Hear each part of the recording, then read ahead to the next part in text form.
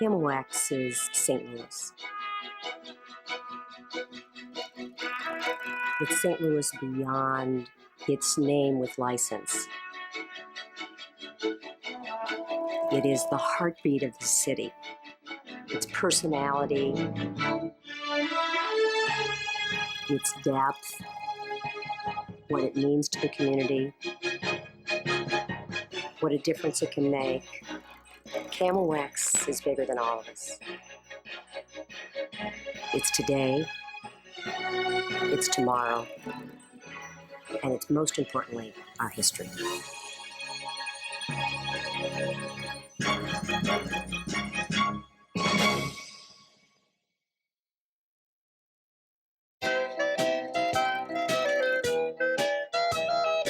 It was 1925, and radio was in its infancy. In St. Louis, a group of visionary businessmen saw exciting possibilities in this new broadcast medium. What St. Louis needs, they thought, is a radio powerhouse, a superstation. So they created the Voice of St. Louis Incorporated, set out to spread the word, attract investors, and put this new superstation on the air. St. Louis investors bought in, and one of those shareholders was the St. Louis Globe-Democrat. So, the Voice of St. Louis made front-page news on a regular basis, as the paper trumpeted the group's progress. That fall, the project switched into high gear. In Kirkwood, ground was broken for a broadcast tower and transmitter, while downtown, studio construction began at the Mayfair Hotel. In early December, the Voice of St. Louis group got some bad news. They were hoping to call the station KVSL, as in the Voice of St. Louis. But the request was denied. So they countered with KMO. Again, request denied. After 3 tries, the matter was finally settled. The station's call letters would be KMOX. X as in Christmas. Kirkwood's mayor, R.L. Jacobsmeyer, called KMOX Kirkwood's Christmas gift to the world. On Christmas Eve, during the inaugural broadcast, E. Lansing Ray, chairman of the Globe-Democrat and of the station's board of directors, announced that KMOX was St. Louis's gift to the nation. Engineer Ray Elmore was on duty at the transmitter site that night. At that time, the location of the 2 original towers on Guyer Road north of Manchester was a big cow pasture. It'll be hard for people who live there now to realize just exactly what I'm talking about. Kirkwood didn't extend beyond Manchester Road north at all. They were going to open, as I recall, at 8 p.m. They had us standing by in case there was trouble on the circuits, and we were standing outside of this little building they had there, out in that cow pasture on Christmas Eve. The station's initial programming was pretty mundane. There were lectures and recitals and half-hour programs produced by corporate shareholders who brought us Brown Shoe Company's Buster Brown Show and Associated Press news dispatches from the Globe-Democrat. Then, in 1926, a young woman from Sullivan, Missouri, hit the KMOX airwaves. Honorine LePay was a piano player who took requests for her live program. The show was a hit, but management thought Honorine's name was too difficult. A contest ensued, and she was dubbed Torchy in recognition of her bright auburn hair. I was there the first and second years that KMOX was on the air.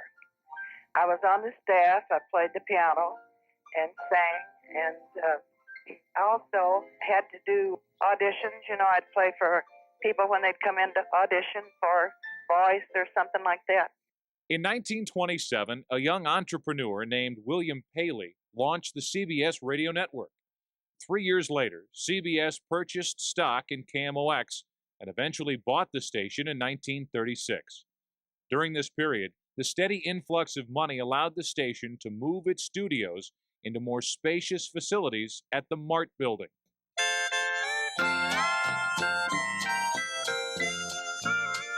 In those days, music was an important part of the broadcast day, and many local musicians got their start on KMOX radio. One of them, Roy Queen, was only 16 when he auditioned in 1929. France Laux was the program's announcer. And France said, now here's a little chubby boy from Pilot Knob going to sing his little song entitled, I Can't Give Up My Good Old Rough and Rowdy Ways. And brother, my hands were sweating, I was shaking. I finally got started, and I just kind of shut my eyes and just think, well, I'm sitting out here on an old hickory stump watching the squirrels play, and I just forgot that I was in KMOX. The music was called hillbilly music, and it filled the KMOX airwaves in the early morning for almost 2 decades. When I was climbing through like a morning spring, the little Irish laughter, you can hear the angels sing. Uncle Dick Slack presents a transcribed Moonlight Serenade with Sally Foster. Snow is falling on the prairie and the work's all done till spring. I must leave you till the cactus blooms again.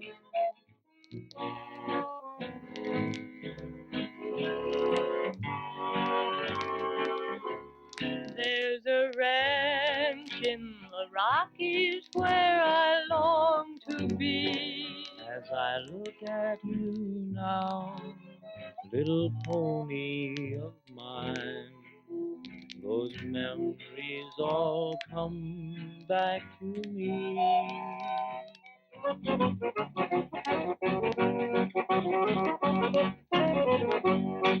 The hillbilly shows also featured a troupe of comedians. George Goebel was one of them.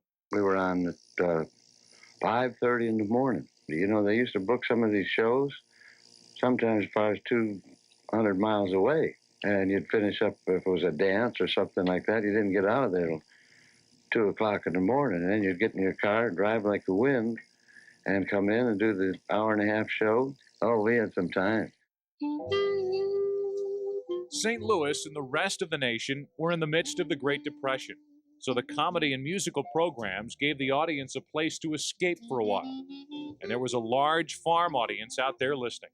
I joined the staff of KMOX in October 1932 to conduct an agricultural program beginning at 5:30 and running until 7 a.m., 6 mornings a week. It was called the Farm Folks Hour and featured news to farmers and live talent.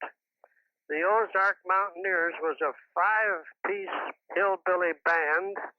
Other entertainers on that program were a team of girls, the Girls of the Golden West. Millie and Dolly were their first names. And there was Jimmy and Dick, the Novelty Boys. There was Skeets, the golden voiced yodeler, and his teammate Frankie.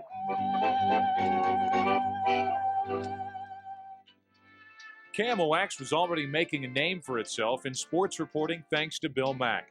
He became the first radio reporter to cover spring training, filing dispatches from Florida in the late 1920s. In 1933, Prohibition officially ended. KMOX anchored a live, nationwide broadcast from Anheuser-Busch the day the brewery came back to life. Announcers described the scene. In just a moment, we expect to hear the whistle on the roof of the brew house, officially signaling 7,500 men back to work in the Anheuser-Busch plant. Now let's go downstairs and hear the great steel door of the bottling plant raised and the first cases of Budweiser being rushed to Lambert Field, where they will be delivered at various points in the nation by Transcontinental Western Airlines. Let's go downstairs and hear the first truck leave the plant. All right, Marvin Miller.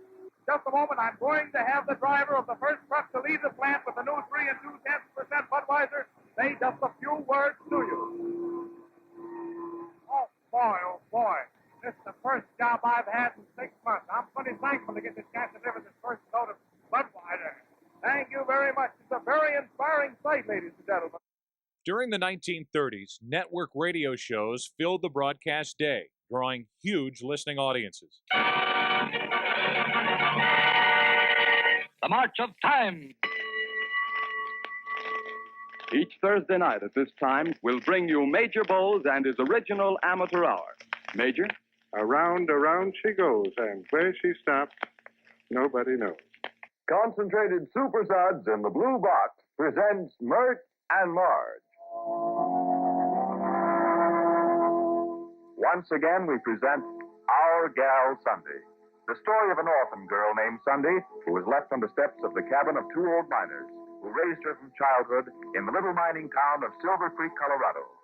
Who, in young womanhood, married him. Once again, we bring you the romance of Helen Trent, who sets out to prove for herself what so many women long to prove, that because a woman is 35 or more, romance in life need not be over. The Columbia Network takes pride in presenting Orson Welles in the first production of a unique new summer series by the Mercury Theater on the Air. Good evening. We will present during the next 9 weeks many different kinds of stories. In fact, CBS picked up one of KMOX's hillbilly music shows in the 30s. The old-fashioned barn dance would now have a nationwide following. Pat Pidgeot's siblings were regulars on the show. The two sisters and brother were entertainers on the old-fashioned barn dance program that was shown on Saturday nights. And, of course, it was even live, which things are not always live today. Even Pat made an appearance on the show. She was only 4 years old. So one time they heard me singing along, and they got this bright idea about putting me on the show as a guest. But, of course, at that time, your microphones weren't quite as portable as they are now. So they got some boxes on for me to stand on and lifted me up on these boxes, and I sang. It was just like being at home with Mom at the ironing board. When I was a little boy back in the late 30s, when Bob Hyland probably was still a child, KMOX already was a great radio station, known throughout the country as a great radio station. And KMOX continued to build its reputation for in-depth sports reporting, which included commentaries by France Laux. Well, France, who is your choice today, and on what have you based your prediction? I think it'll be a tough game. I believe Illinois will give them a contest, but naturally you've got to pick Notre Dame. America now relied on radio for its entertainment and news. That reliance grew as events in Europe heated up. The CBS network became the primary source for news thanks to the work of H.V. Kaltenborn, Robert Trout, the Murrow Boys, and local newsmen Francis P. Douglas and Guy Runyon. Bob Trout is standing by in the British capital. Go ahead, London. London heard its first news of the attacks on Hawaii and the Philippines from John Charles Daly in New York just a few moments ago. It is, of course, too early to give you any reaction, but as you know, the British government made plain what would happen if America became involved in war with Japan some days ago. The Public Affairs Department of KMOX presents the 17th in a series of programs from Army camps in the greater Mississippi Valley. We're speaking to you right now from the induction station at Jefferson Barracks, where the first step is taken by those boys who soon will be soldiers in the Army of the United States of America. And here is the latest news on the war with Japan. All the main American and British strongholds in the Pacific are under assault by the Japanese Army, Navy, or Air Force. Good evening, everyone. The largest airplane manufacturer in the United States tonight told the nation in a broadcast that American planes are second to none and in some categories vastly superior to anything in the world. KMOX ran a full-scale news summary every night at 10 o'clock. Guy Runyon filled a 15-minute time block with the news of the day. Good evening, everyone. Wendell Willkie is in Washington tonight, and he's informed President Roosevelt he favors the outright convoy by the United States Navy of ships carrying arms and food to Britain. Security at KMOX was very tight in those days. There were government fears that the enemy might try to take over civilian communications. The studios were at the Mart building at 12th and Spruce, and there were guards there, and you had to have a badge. They gave you a number and a badge in order for you to stay in that building in case there was an air raid. The war raged on in Europe and the Pacific. Edward R. Murrow and his team of reporters captivated the nation with reports from the scene. American heavy bombers have been out in great strength today. More than 1,300 of them, attacking strategic targets in Germany. This is the greatest daylight force ever to be sent against German targets.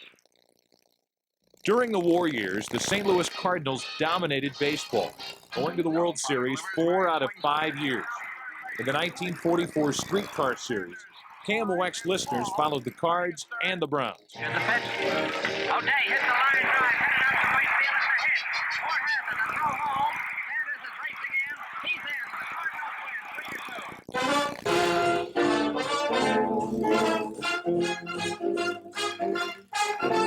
World War II finally ended, and the boys came home.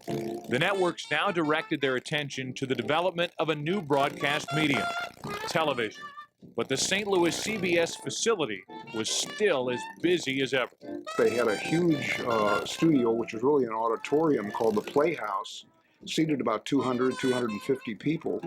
And they did a lot of shows, some quiz programs, some dramas, musical shows. Every week, KMOX fed CBS a program called Saturday at the Chase. The chase is on. Through the facilities of KMOX, the voice of St. Louis, Columbia's great station in the heart of the rich Mississippi Valley, this is Saturday at the Chase with our own Harry Fender.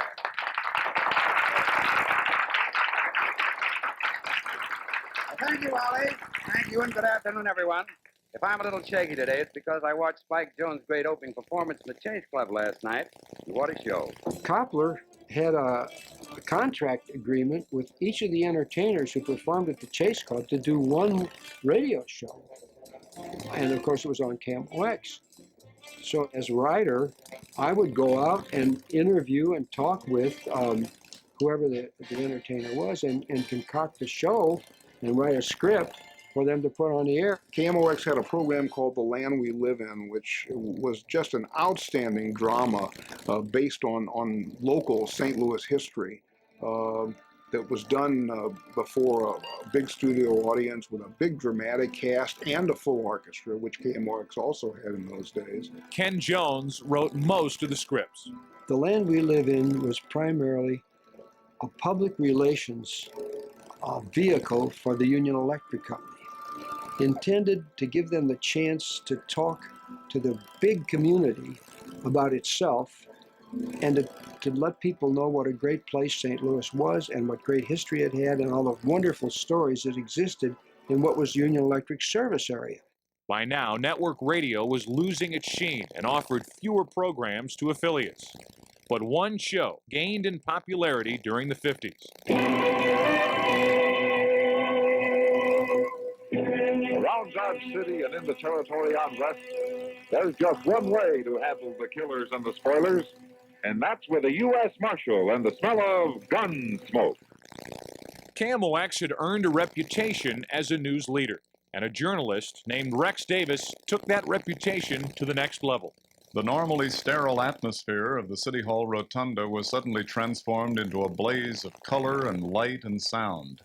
Rex Davis's 12 noon newscast was the highest rated local newscast in the country during the early 50s when I worked here. The second highest rated local newscast in the country of any radio station was Rex Davis's 8 a.m. newscast. Disc jockeys and announcers filled the rest of the station's day. One of them, Jim Butler, was known as the night mayor of St. Louis. And came here to KMOX in '51, and it was on April 1st, and that should have told me something. As it turned out, I had 5 really good years as the all-night record man on KMOX, and then moved into the daytime and served as the clock watcher here. We used to have a record show in the morning from 6 until 9 each morning called the Clock Watcher. And some of the highlights of my memories have to do with working with Buddy Blattner with broadcasts of the St. Louis Hawks. Hatton shoots and scores. Oh, are they pounding those boards now? Harry Fender hosted a show from the Chase that regularly drew celebrities who were visiting St. Louis. Recorded music was a regular staple. KMOX drew young listeners with Teen O'Clock Time. Hello again, everybody. This is Joe Garagiola from L. Lang Field here in St. Petersburg, Florida, the spring training site of the St. Louis Cardinals. And Harry Caray was heard throughout the Midwest, calling the play-by-play action. Cardinals trailing 3-1. The ball game in the 6th. So the St. Louis fans may not get to see the 3,000 then.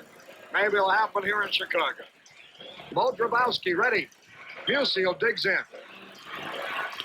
Line drive, it is! Into left field! Hit number 3,000! A run is scored! Musial ran first! On his way to second with a double!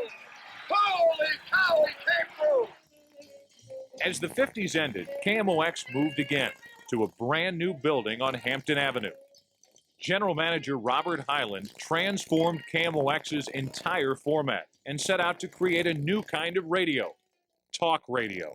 I had been taught at Ohio State that the average education of the American public was about the 7th grade. And I thought that was a terrible idea, that we'd have these people call in and talk to us on the radio. And I gave him that advice. I said, "You're nuts." I said, "It's not going to work." He said, "Well, it's going to work, and we're going to do it." And I'll be darned, we didn't do it. He said, what would you think if I went all talking in the afternoon, getting away from these soap operas, which was Money in the Bank? I said, "Oh, Bob, no music? No music." Well, of course, he was shrewd. Asked the doctor, asked the lawyer, asked the preacher. He gave away the entire music library. There wasn't a record left at KMOX because he wanted to make sure that we gave this a full opportunity to work, and I'll be darned that after a while it did work. The first At Your Service program aired February 29th, 1960. Good afternoon, everyone. Allow me to extend a welcome to the very newest in broadcasting. Beginning today and presented every day, Monday through Friday at this time, At Your Service. At Your Service marks the start of an idea of broadcasting that has long been discussed. It remained for KMOX Radio to make this type of broadcast service a reality. Another new talk show, the Housewives Protective League, was anchored by Grant Williams, who was later known as Grant Horton. At the time, one young announcer named Jack Buck was wearing many hats at KMOX. He'd been a disc jockey, program host, and a member of the play-by-play team. He's going.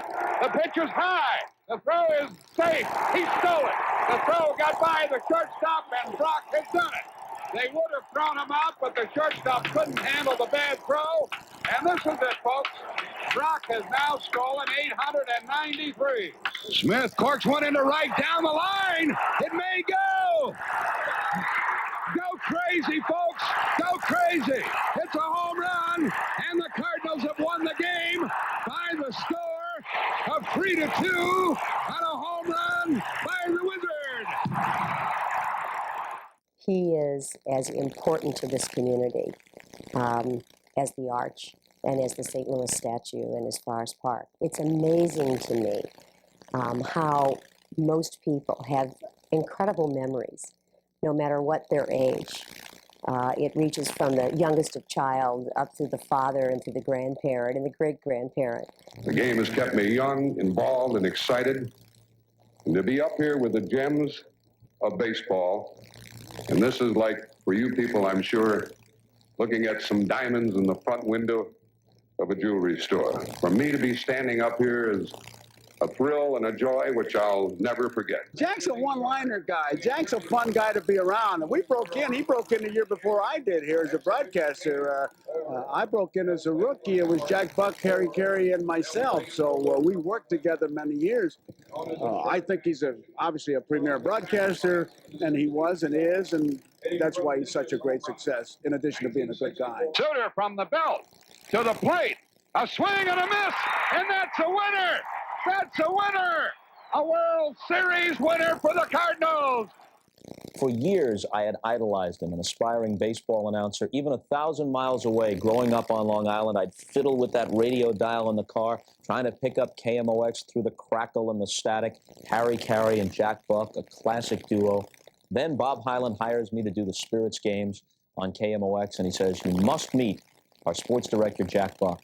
And they take me to the barber shop where Jack is getting his hair cut, and I talk alternately to the back of his silver head or to his face in the mirror. And as I recall it, he has only one thing to say to me. "How old are you, kid?" 22, Mr. Buck. 22, huh? I got ties older than you, kid. Jack always tells the story. It's not a true story, but he makes up a lot of things. About my first day as a broadcaster, he said, I sent Shannon for the umpires, meaning their names. And he said he brought all four of them to the booth. He called me one day on July 4th, and he said, "Shannon just told the listening audience that America is the greatest country in the United States." He said, I said, well, what are you going to do about it? You're the chief announcer. He says, I'm going to jump off the third deck. Go crazy, folks! Go crazy!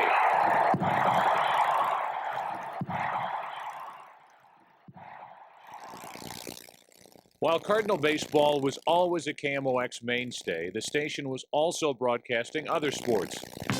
Professional basketball returns to St. Louis, and Memphis controls the tap. Bernie picked up late from Portland after he was cut when Lenny Wilkins decided to play. He goes top of the key to Barnes, and Movin' Marvin hits the jump shot. So when they ask in trivia contests a few years from now who made the first basket ever for the Spirits of St. Louis, you can answer with the logical answer, Movin' Marvin Barnes. Terry Metcalf, offset to the right behind Hart. Kane is tight on the left side. First down call from their own 46-yard line. Hart back to throw. Sets and looks. Fires up and out to the left side. It's complete to Gray at the 35. At the 30, 20, 15, 10, 5. Touchdown.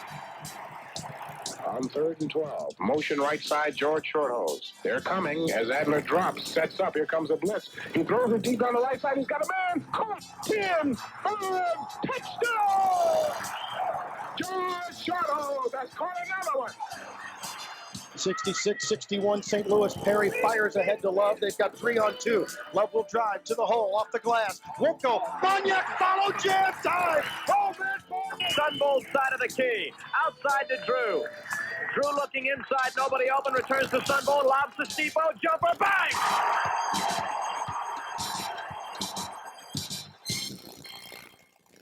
Dan Kelly was the best hockey announcer God ever put behind a microphone.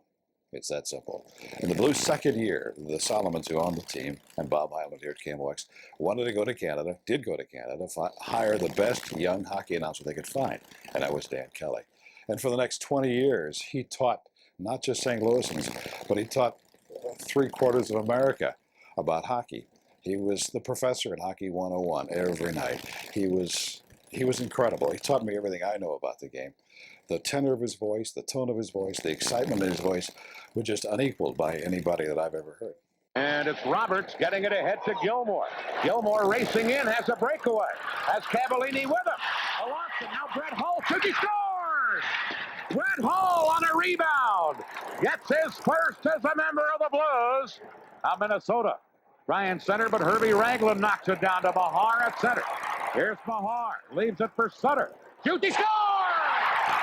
Brian Sutter gets number 300. As the talk format evolved, so did KMOX. The station made another move, from the building on Hampton into a new state-of-the-art facility on Memorial Drive downtown. As the area's most listened-to station entered a new phase, veterans like J. Roy McCarthy, Bob Anthony, Steve Rowan, and others moved on. Rex Davis, Jack Buck, and Bob Hardy remain. President George Bush is on his way to St. Louis right now aboard Air Force One. He's accepted an invitation to spend a few minutes with us here this morning on KMOX. Mr. President, welcome to St. Louis. Well, I'm looking forward to getting back there. We're at about 35,000 feet heading your way. Yeah, we're waiting for you, sir. An opportunity to ask you a couple of questions anyway. Durable goods orders are down. Consumer confidence is too. What will you do to bring about a sustainable economic recovery here? Bob was very special because in addition to being this consummate professional, this hard-driven newsman journalist, he was able to always put a touch of humanity in every story that he did. And that is very unusual for a news person to be able to do that. And Bob had the gift. And I truly believe that that is what gave him such a his powerful presence on KMOX. St. Louis police continue their investigation of the shooting death of a North Side man yesterday afternoon. I think what made Bob so unique was not only his ability to respectfully ask a tough question of a subject, a newsmaker, a senator, a governor, what have you, a president. But it was also the fact that the listeners saw a multifaceted person. This was not just a journalist trying to get to the story. You knew everything about Bob. You knew that his wife's name was Ree, Sandy, Glenn, Stacy, Bob Jr. You knew about his bees, about his boat. He shared his life with us. We were invested in him. He was a friend. he was a dad, and he was a rare gem of a man. And if you have some comments, 436-7900, 1-800-222-1120. I remember Mr. Hyland always referring to Bob Hardy as the Walter Cronkite of KMOX, and Bob truly was our Walter Cronkite. The At Your Service format grew over the years. It eventually became the source of just about any kind of information. What made KMOX different was that if somebody asked me on a program about something I didn't know about, a current news story, a sports story, I never fudged it. I said, I don't know, wait a minute. I could call the sports department and say, Holder, Jim Holder, come on in, and would you help us here? And he'd come in around the corner and come in the studio and answer the question, or somebody from the newsroom working on that story would do that. We were like a big family of people who admired each other and respected each other's work, and that showed on the air, I think. And then there was Jack Carney. Carney held St. Louis in the palm of his hand with a morning show that was completely unpredictable. Everything was totally ad-lib. In fact, the reason I think it worked so well is I was the troublemaker. I'd always sit there and figure out some way to gig him with these things I had. And so he never knew what was coming, but he could reply to it. You could never stop him. You couldn't fluster him. You could hit him with anything in the middle of a commercial, anything, and he'd never be flustered. You're going to be celebrating your 25th. If that special date is coming up soon, the Waymiller Jewelers have something very special. A diamond ring or a diamond bracelet. My dear. Yes. Yes. I love you Yes. in so many ways. Yeah? Show me one. Let me count the ways. Okay, go ahead. 1, Yeah. 2, 3, That's what 4, diamonds are a girl's best friend. You just buy that's it for 17, 18, 19, 20. Oh, it's the quiet ones that fool you. Jack was probably one of the, if I had to pick 5 broadcasters, the top 5 that I've ever run across in my life, let alone worked with, he'd be up there. A sports announcer known then as Young Bobby Costas says his appearances on Carney's show were never dull. He just had me come in and sit down. He started asking me sports questions. And naturally, he made it humorous, and he played off my youth and whatnot. And it was a situation where I could be funny and could talk about things other than sports. And it probably, in fact, certainly introduced me to a much larger group of listeners than had listened to the basketball games, and brought out a little bit of personality that probably would not have come out had I just been doing the games, and probably boosted my confidence quite a bit. And for Jack Carney to give you, in effect, his seal of approval meant a whole lot in St. Louis then. Oh, the telephone. Get that, young Rob. Hello, secret headquarters. Why don't you? I'll tell you it. Now, get that, young Rob. Oh, I'm just getting it now, Tiki Jack. Hello, secret headquarters. One morning, Carney engaged the station's cleaning lady in a conversation on the air.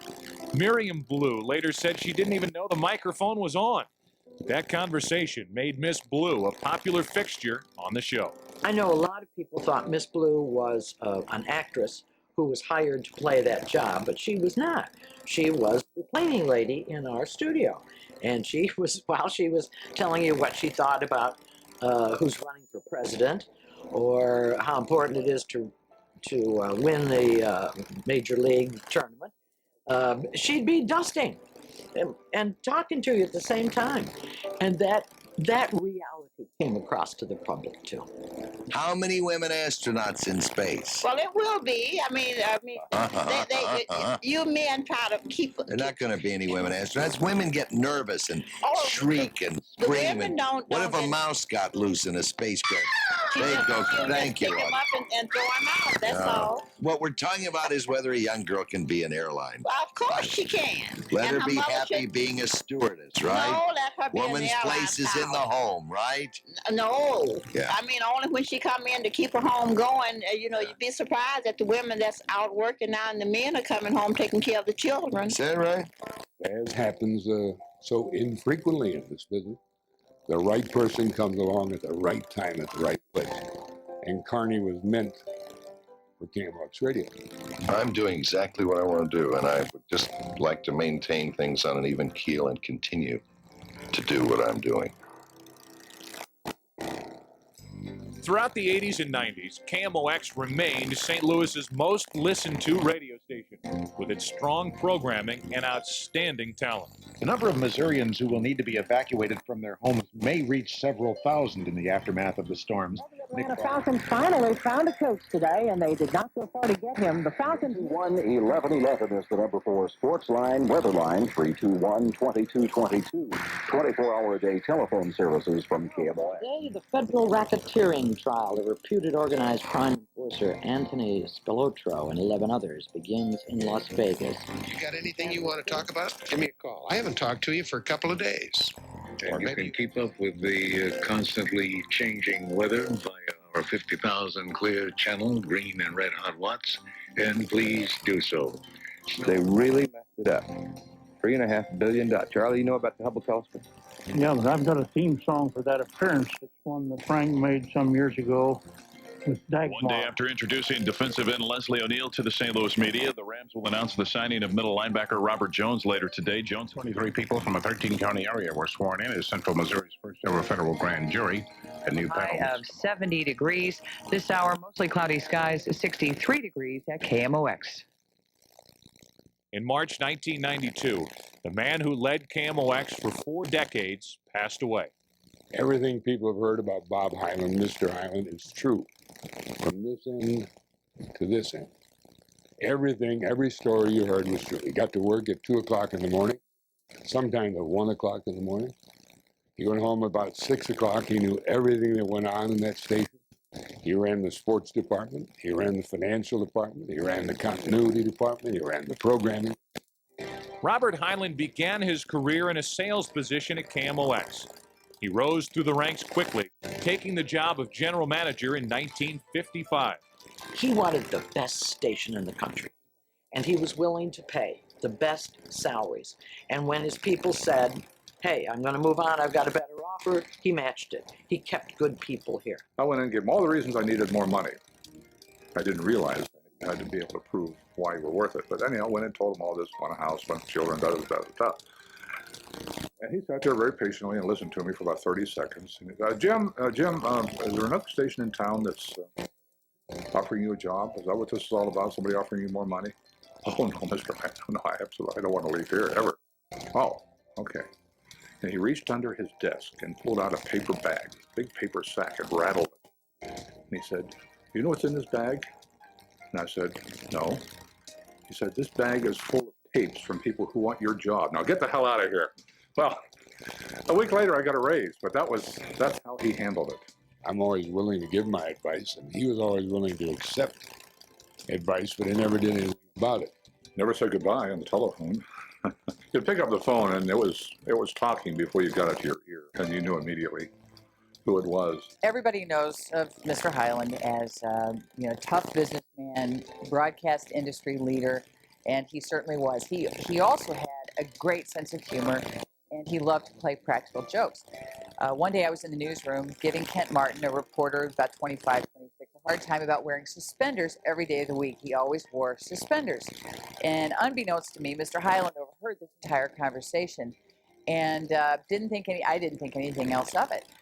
Now, the next day I came in, we did the show. We made it up to the 8 o'clock news break, and we all went to our desk and took care of some business. And by the time I got back to the newsroom, everyone in the entire radio station had suspenders on. He was, so proud, poised, urbane, and dominant, but a very, very serving servant for the city.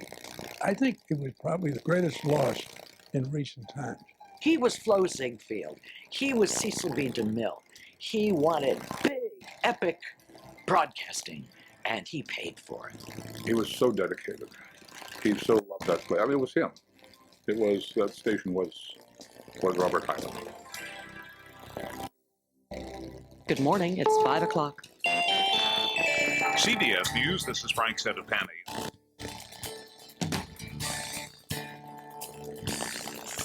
Most of St. Louis is still in bed when the broadcast day begins at KMOX. First on the air, Total Information AM. 16. Good morning. I'm Doug McElvein. And good morning. I'm Nan Wyatt. Some flurries in the area as well. We have the Weather Channel forecast coming up. Monday through Friday, the Total Information team provides the latest news, weather, traffic, sports. Information that's needed when the alarm goes off in the morning. It's 5:58 and time on a chilly Monday for our first check of traffic. And from the KMOX Group Healthline Jetcopter 1, good morning to Captain Roger Brand. Good morning, Nan. Good morning, everybody. Pretty KMOX owns the morning airwaves in St. Louis, hands down. But it's a distinction that's not taken for granted. I can't tell you how many times I've heard someone say, I wake up with you every morning. And it's true that we're in their ear sometimes before they've had their coffee, before they're in the shower. So we're their first contact with the outside world, that very first bit of information. And so we try to make sure that they have as much as they need, that it's complete. It's worth it when you get to work and you get the feeling that you're helping an awful lot of people get up and get moving in the morning. KMOX earns big ratings and big audiences, one listener at a time. It's big city broadcasting with a small town touch. And happy 9th birthday to Anna Spinner, third grader at Assumption Catholic School in South County. If you're a broadcaster, you know about KMOX. And to come to this radio station for almost any broadcaster this is like top of the mountain. This is the Cadillac of broadcasting. While Nan and Doug get St. Louis out of bed and off to work, the KMOX news staff gears up for the day with a daily ritual, the morning editorial meeting. Key decisions are made here, and the day's news lineup begins to take shape on the assignment board. Our charge is local news. Anything that happens in the metro area, anything that happens in the Midwest, we will try to cover, especially local happenings. That's not to say that we don't step out of the box and go beyond St. Louis. We have been to Cuba. We were the first radio station in the country to do a live talk show from Cuba. We have been to Berlin. We have been to Rome when the Pope came to St. Louis. The KMOX news team has a strong reputation in St. Louis and throughout the Midwest. The producers, editors, and reporters operate with a clear set of standards and are versed in their listeners' needs. It's 9 o'clock. Back in the studio, the morning meeting is called to order. Good morning, everybody. McGraw-Milhaven here, co-host of the morning meeting. McGraw-Milhaven and Charles Brennan preside over 2 hours worth of entertainment, interviews, and topical talk. It's the highest rated in its time period. This is like a conversation. And it just so happens we're on the radio. But it's like, the way I like to do a show is like two neighbors talking over the fence in their backyard. Co-host Charles Brennan joined News Talk 1120 in 1988, a radio pro with a national reputation. Brennan drives the morning meeting with a distinct vision of the show's mission. Between 9 and 11, McGraw-Milhaven and I try and take a look at what's going on in the world that day. We discuss it, we give our opinions, and then we invite people to give theirs. Brennan and McGraw feel it's important to take the show on the road. So you might hear the morning meeting coming to you from spring training, from your neighborhood, or here at the public library. We are where people pay their overdue fines and check out books at the main branch of the St. Louis Public Library in front of a wonderful crowd in KMOX's 75th year. And that's what we're celebrating today, 75 great years of KMOX radio. For the next 2 hours. When we do a live radio broadcast, we're able to bring some of the top people in the world to our listening audience. I mean, so the people for free can show up and meet Cokie Roberts or Stephen Ambrose or James Bradley or Jim White or Jack Buck. And then for the people at home, they not only hear the guest and his comments, his ideas about the world, but then he can also, the listener at home hears a little more laughter, applause, and so it's a more of an, in terms of pure theater, it to me sounds like a fuller radio show. At 11 o'clock, the morning meeting adjourns. The airwaves now belong to Rush Limbaugh. Limbaugh appreciates the power of KMOX and is loyal to his listeners. He makes frequent visits to St. Louis, as he did at this charitable event produced by KMOX. Limbaugh is a Southeast Missouri native. In fact, back in the late 70s, he tried to land a job at the Voice of St. Louis. I got fired in my career 7 times. And every time I got fired, I would send tapes to Bob Hyland at KMOX. And Bob Hyland never gave me the time of day. He was nice, but I mean, I never had a shot at it. When I moved to New York to start my national show, after it had acquired some notoriety and there was a lot of buzz about it, and somebody at KMOX called and asked me if I would guest host an hour on a Sunday night. And I'd been doing my national show about 6 months. And all of a sudden I get this chance to do an hour on a Sunday on KMOX. And after it's over, Bob Hyland calls the next day and offers me a job at KMOX if I quit my national show.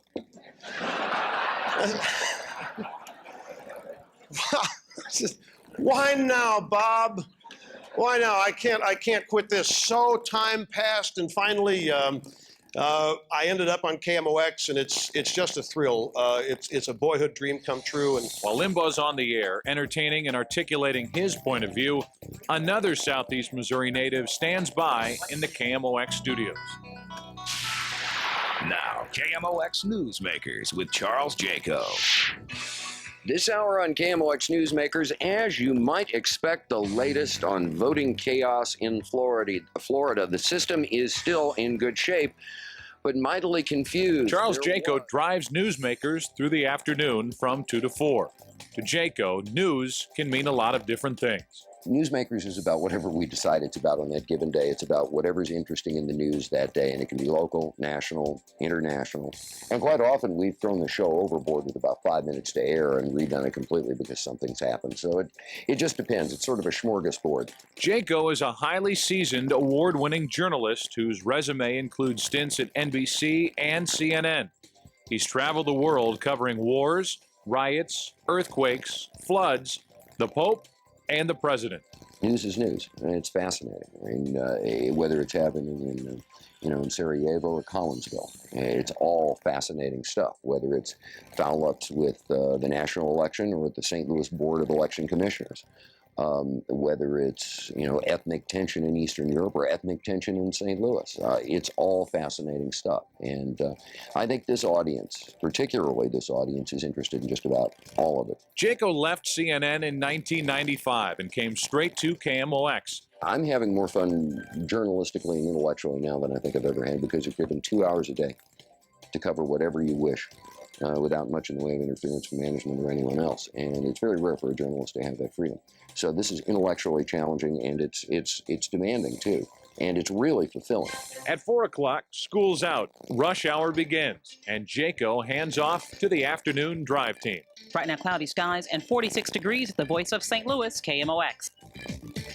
From 4 to 6, Total Information PM takes you home from work with news updates, traffic, weather, business, entertainment news, and of course, sports. We are waiting for comments from Vice President Al Gore. He's at his Washington residence. We were told it's doable, noting that half of all people who take up smoking will eventually give it up for good. Here we are on Wyatt. We now go to Washington, D.C. for a statement by Vice President Al Gore. People. And I wanted to speak with you briefly about how I believe we should conclude this election. Good job. The campaign is over, but a test of our democracy. You are backed up. We normally would have a 3-minute window talk segment here that we won't be able to do. May just have 45 seconds instead. But obviously that's more important than the format. So we're always prepared to, park the format at the door and do what is breaking at that very time. I mean, that's the beauty of radio. Daniel joined KMOX in 1995. Both were discovered by Director of Operations and Programming Tom Langmeyer, who has hired many of the voices heard today on KMOX. And I was heading down 55 one day with my family, going on a trip to visit Memphis, and I heard Carol Daniel on the radio, on a radio station in Cape Girardeau, and picked up the car phone and said, "Carol, I need to talk to you." She didn't believe me until I talked to her that Monday. McGraw-Millhaven was discovered in Nebraska at a radio station in Omaha, and I was holed up in a cheap hotel by the airport with my radio and a tape player, and listening to try to find the next KMOX star, and he just popped out of the radio. It's the Budweiser Sports Open Line. Now here's Jack Buck and Randy Karraker. That is correct. Hello, everyone. And how are you, sir? And why do they mention me when you do all the talking? I'm going to lay back tonight, and I predict that you're going to say more words than I am. Oh, no. And then we'll have a recount, and then another recount. Don't do that. We need you to carry the ball. What are we going to be doing this evening? We're in the barrel for 2 hours. Huh? Yes, we are. Budweiser Sports Open Line, again with a national reputation, supported by the station's 44-state reach. Jack Buck, Randy Karraker, and Bernie Miklas share the nightly spotlight with a roster of top broadcasters, athletes, sports experts, and fans. I guess it was Bob Burns over 35 years ago that started Sports Talk. I don't think there was another station in the world that did sports talk on a consistent night after night after night basis. I grew up with it. Most of the people I know grew up, that are sports fans, grew up with Sports Open Line. Sports Open Line is a show that hopefully for people is educational and entertaining. That's the way it was when I was a kid, when I was growing up calling in to people like Bob Costas and Bill Wilkerson, and when I started in producing for Dan Deerdorf. I think people learned something and they got a kick out of it. At least there was some level of humor. Hall of Famer Jack Buck is a regular on the show. Buck occasionally expresses his passion for sports in verse. The best times you've had have been with your mom and your dad, and a bat and a ball and a glove. From the first time you played to the last time you prayed, it's been a simple matter of love. Ta-da. What do you think of that? I loved it. I thought it was great, and the crowd obviously loved it too. Oh, yeah. Good job. Crowd of three. Well, there was a pretty good smattering of applause there. Did the board light up? Not yet, but I'll bet you it will if we ask people to grade that poem. Okay, do that. 436-7900 in St. Louis. From outside the metro area, 1-800-925-1120. If you want to visit with Jack Buck on Budweiser Sports Open Line, now's a great time to do so. We'll take a break and we'll head to your phone calls after this. Working with Jack Buck is the best thing in the world. He's the reason that I got into radio, growing up listening to Jack. And he was my hero. You know, most people have players that are their heroes. Well, growing up, Jack Buck was my guy. The 8 to 10 p.m. slot alternates between sports play-by-play broadcasts and the KMOX Evening Special. These programs are hosted by a variety of KMOX talent, including Bob Costas. Tonight, the show is hosted by Dan McLaughlin, who molds the evening special with his own informal style. Well, good evening. Here we go. It's a KMOX Evening Special. My name is Dan McLaughlin. Great to have you along for the next 2 hours. I ask questions that I think the average normal Joe would ask. So I want a broad-based, wide-open range of topics. Welcome back to our KMOX Evening Special. Our guest in hour number one is Mayor Clarence Harmon. Mayor, good evening, and thanks for being with us. Good evening, man. McLaughlin came to KMOX during his college days at Lindenwood University. I started here answering phones literally for Jack Buck and Randy Karraker and Mike Kelly and the guys in sports. I was just begging to do anything. He works other places, including the Fox Sports Network, but Dan's real home is KMOX. This station is what makes you. You don't make the station. It's the signal. It's the people that have built up the power of this place, and that you come in and you walk into a legacy and you just add, you try to add your little chip to it, whatever it may be. But I owe everything, in my opinion, to this place, period. From 10 p.m. till 2 a.m., host and humorist John Carney entertains St. Louis with a mix of banter, antics, humor, guests, and listener phone calls. News Talk 1120, KMOX. Carney here. It's 10:11. Carney prepares for each show knowing that anything can and probably will happen. You never know what's going to go. Something you think is a surefire conversation starter isn't. And one of the most inane subjects you can think of and you throw out carries the phones for 3 days. It's wild. Spam. Spam went for a week and a half. KMOX is often described by using the L words, legacy and legend.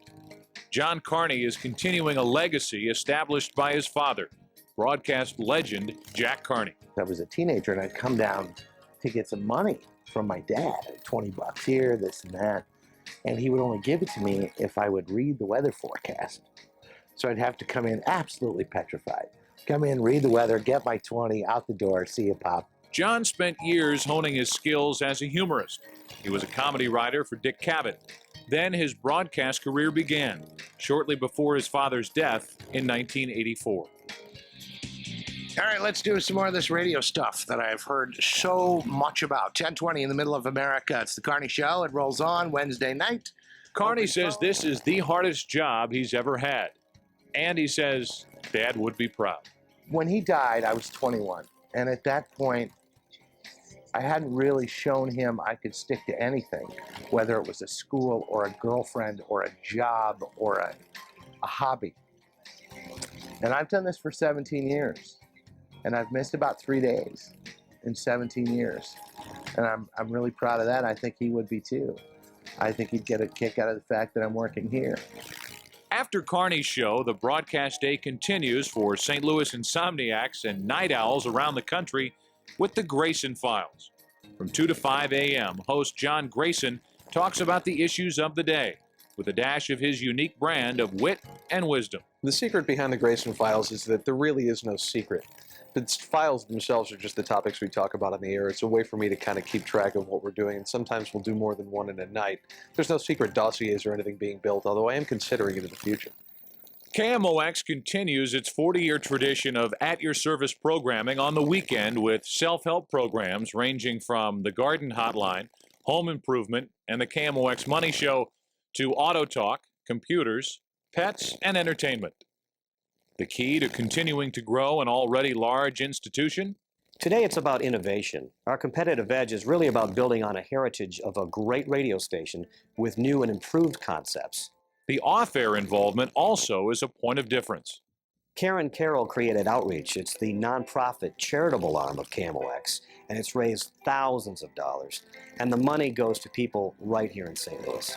75 years of programming, commitment that continues to drive its unparalleled dominance.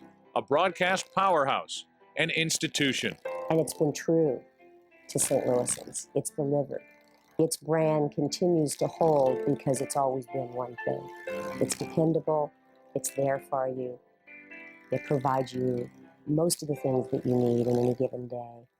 And so its brand remains consistent. I don't really think there could be another KMOX because KMOX really was built upon a history. And as history changes and mediums change, I think that KMOX is in a special category, a special place, and I don't think it could ever be duplicated. And truly, the voice of St. Louis.